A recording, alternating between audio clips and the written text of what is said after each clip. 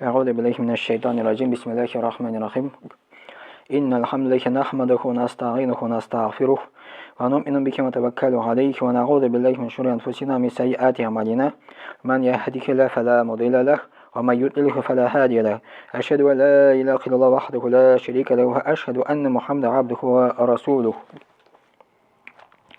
يا أيها الذين آمنوا اتقوا الله حق تقاته ولا تموتن إلا وأنتم مسلمون. Ey iman keltirgan bandalar, Alloh taolo aytadi, Alloh taoladan haqiqiy qo'rquv bilan qo'rqig'iz, ular ko'rmagiz, ular ko'rgiz, faqat Alloh taolaga bo'ysungan holindagina. Ya ayyuhan nasu taqu robbakum alladhi khalaqakum min nafsin wahidah wa khalaqa minha zawjaha wa batha minkum rijalan kathiran wa nisaa wattaqullaha alladhi tasaaluna bihi wal arham innallaha kana 'alaykum raqiba. Ya ayyuhalladhina amanu taqullaha qulu qawlan sadida. Bismillahirrahmanirrahim. Wassalatu wassalamu ala nabiyyina Muhammad wa ala alihi ajmain. Assalomu alaykum va rahmatullohi va barakatuh. Qiymatul vaqti fi hayatil muslim. Ya'ni bunga tema bo'la endi musulmonning turmushida vaqtning qiymati degan. Musulmonning turmushida ana vaqtning qiymati, qadrini bilu. Endi şu kitapның авторы aytadi, что dünyadagi bo'lgan eng qiymatli kapital o bo'la bizning vaqtimiz. Vaqt. Ya'ni ақша ol mol, mülkat albatta, no vaqt ol qiymatliroq bo'lib sanala. Hatto şu qiymatin, şu qadrini bilu bo'yicha Alloh taolada Qur'onda aytadi. A'udhu billahi minash shaytonir rojim. Bismillahirrahmanirrahim. Wal 'asr إن الإنسان لفي خسر إلا الذين آمنوا وعملوا الصالحات وتواصوا بالحق وتواصوا بالصبر. والعصر دي الله تعالى أنتيتا وقت بلن زمان بلن. Şu al-asr deganda mında iki ma'no kela. Birinchi ma'no ikindi vaqti, ikindini namozi arabcha al-asr deb ataladi. Ikkinchi ma'no al-asr degan so'z. 100 yıllık periyod. Şu vaqt bilan Alloh taolo ant etadi. Alloh taolo ant etarga mumkin nasablantiri shuni bilan ant etadi. Biz ant etsak Alloh bilangina ant etarga tegish. Ya'ni agarda biz masalan ani bilan ant etsak, ipi bilan ant etsak, dunyoviy любой ayb bilan ant etsak, bu bo'lar shirk. Shirk Allohga tengdashlik qilib bo'lar. Bular eng zo'r gunoh kelib chiqadi. Shuning uchun ant etsan, Alloh bilangina ant etarga yoray, butun bir narsa bilan ant etarga yoramay. Imna Alloh taolo ant eta al-asr bilan. Innal insana lafi khusr, dirishlikda kishi dey hasratda dey. Umuman kishi hasratda. Ondan so'ng iskarma aytib ayta Alloh taolo illallazina amanu. Kim hasratda tugil? Alloh taolo ayta 4 nasa hasrata tugil deydi. Illallazina amanu, illa demagar kimda iymon keltirdi, birinchisi. Va amilu solihati, ikkinchisi izi amallar qildi. Va tawasaw bil haqqi, haqiqatga indadi, ya'ni islom diniga indadi. Va tawasaw bis sabr, ham sabrlikka indadi. Alloh taolo shu oyatda ayta, kishi hasratda bo'lmay kim iymon keltirib, iymon keltiru Allohga, iymon keltiru uning farishtalarına, iymon keltiru Alloh taolo indirgan kitoblarına, iymon keltiru Alloh taolo jibergan payg'ambarlarga, iymon keltiru qiyomat kunina, iymon keltiru yozmishqa. Mana bu iymonning 6 sharti. Amantu billahi va malaikatihi va kutubihi va rusulihi va yawmil akhir va qadrihi sharrihi va khayrihi min Alloh taala. Onu hatta elki abiler de şu iman kelimesini o'zining bolalarına öğreteler idi. Hem de şu imanın kelimesinin manası imanın 6 bağanağa şanu degan söz. İkincisi vahamile solihati izgamaylar kılışı.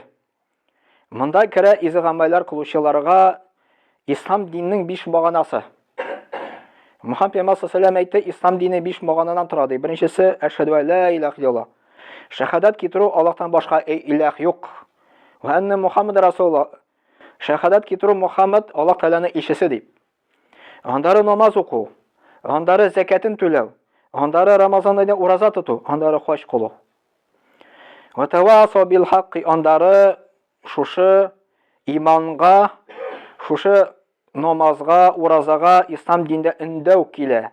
Андары сабыр итү килә, һәм сабырлыкка өндәү.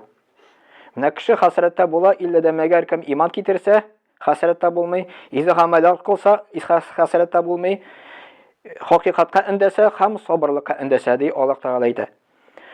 Һәм шушы аятта Аллаһ Тәгалә заман белән ант итә, шуның белән күрсәтә, вакыт бик кыйммәтле икәнен дип. Шулай Аллаһ Тәгалә әйтә: "Вассаххара лакумул-лайла ван-нахара ваш-шамса вал-камар, ван-нуҗуму мусаххаратун би-амрих, инна фи залика ла-аятан ликауmin яқилун."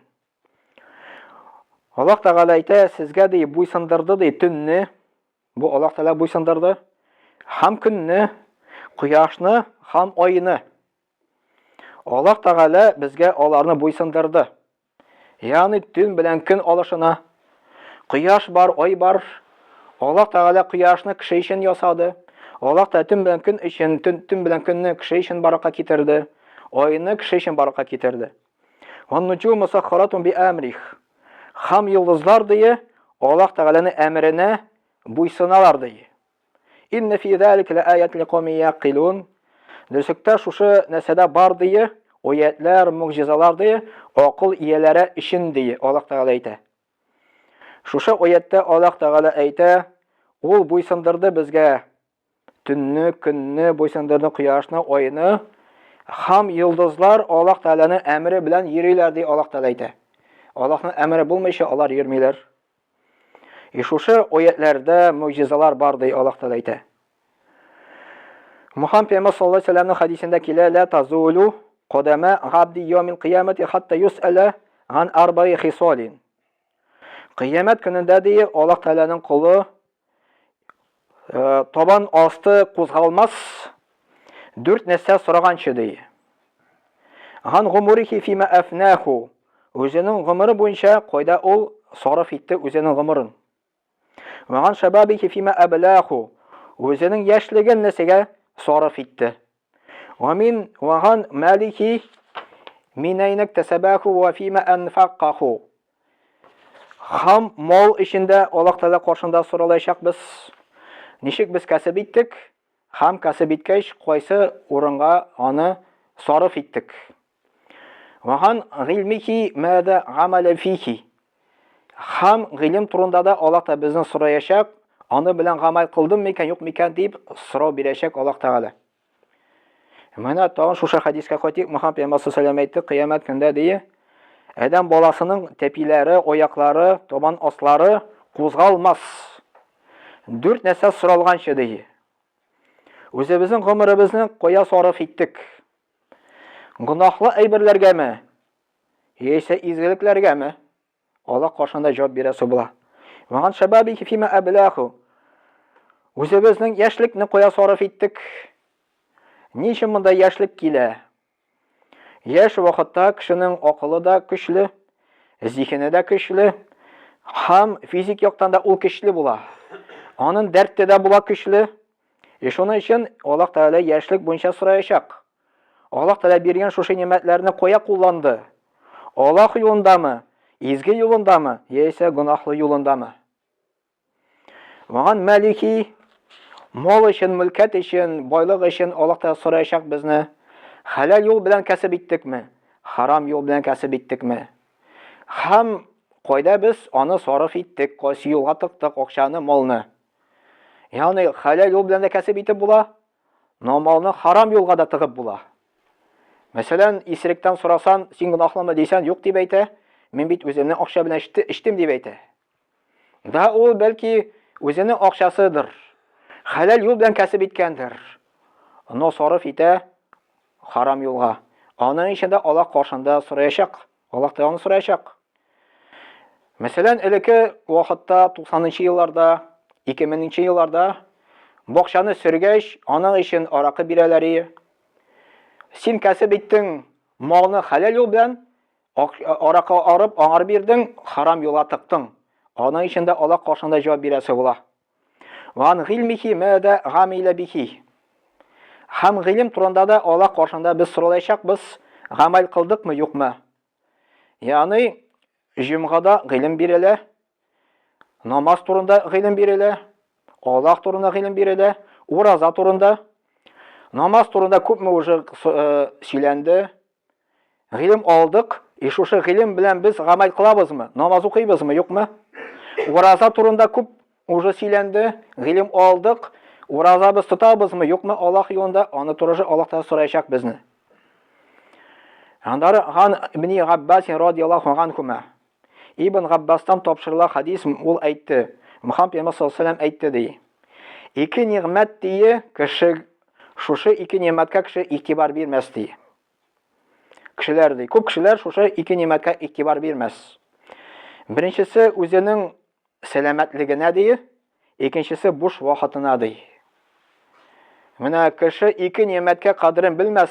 Хәтта Мөхәммәд саллаллаһу алейһи ва саллям әйтте, сәламәтлеккә кеше зыян китерә. Тәмәке тартып, сәламәтлеккә кеше зыян китерә, аракы эчеп, сәламәтлеккә кеше зыян китерә, күп итеп ашап, харамнар ашап. Һәм буш вакытка да кеше игътибар бирми, чөнки буш вакыт безнең бирелгән Аллаһ Тәала юлында күбрәк изе гамәл кылырга. Кеше ул вакытта буш вакытын үткәрә харам юлында. Хәмер ичеп буламанда, яисә булай бушка үткәреп, яисә гайбәт сөйләп, һәм башка инде. Без яратылдык, бу дөньяга килдек. Аллаһ Тәала безне бу дөньяга яратты булай гына түгел. Аллаһ Тәала Кур'ан-ы Кәримдә әйтә: "Афа хасибтум аннама халакнакум абаса ва аннакум илайна ла турҗагун." Сез нәрсә уйлыйсыз ди? Мин сезне так булай гына уйнар өчен баракка китердемме ди? Что сез миңа кайтмаячакмысызмы ди? Аллаһ Тәала әйтә, уйлыйсызмы ди?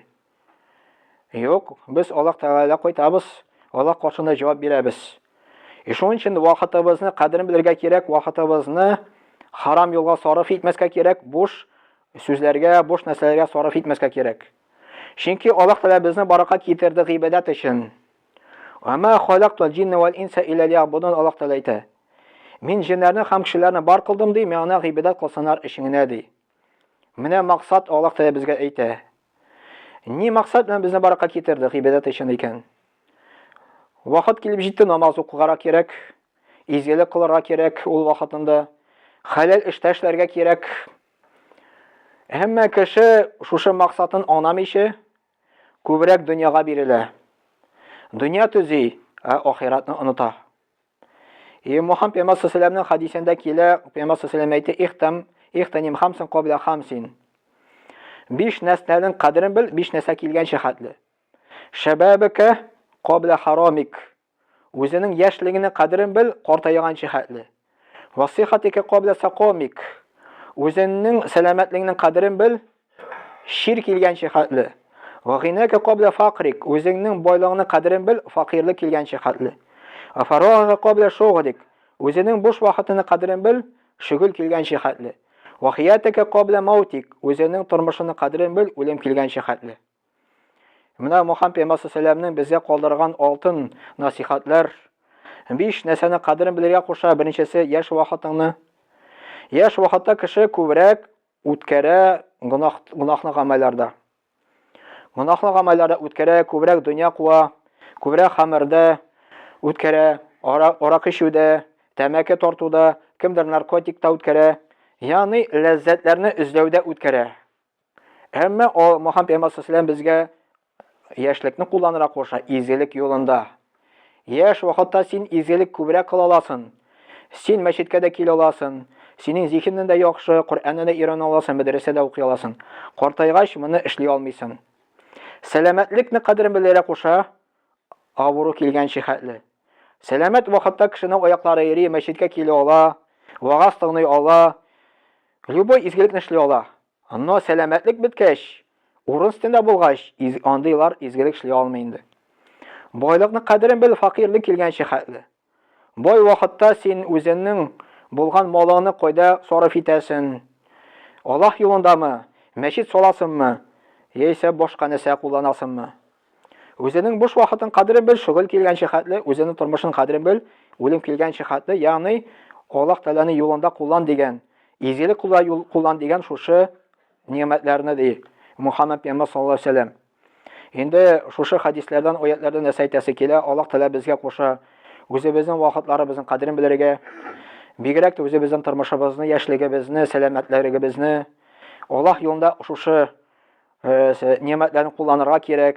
Chunki tegi dunyoga ketib barg'ach, anda kishi o'kinashak, şuşu nimetler berdi menga, men uni Alloh yo'lida qo'llanmadim deydi. Subhanaka la bihamdik, ashhadu an la ilaha illa anta, astaghfiruka va atubu ilayk, was-sami'ud du'a.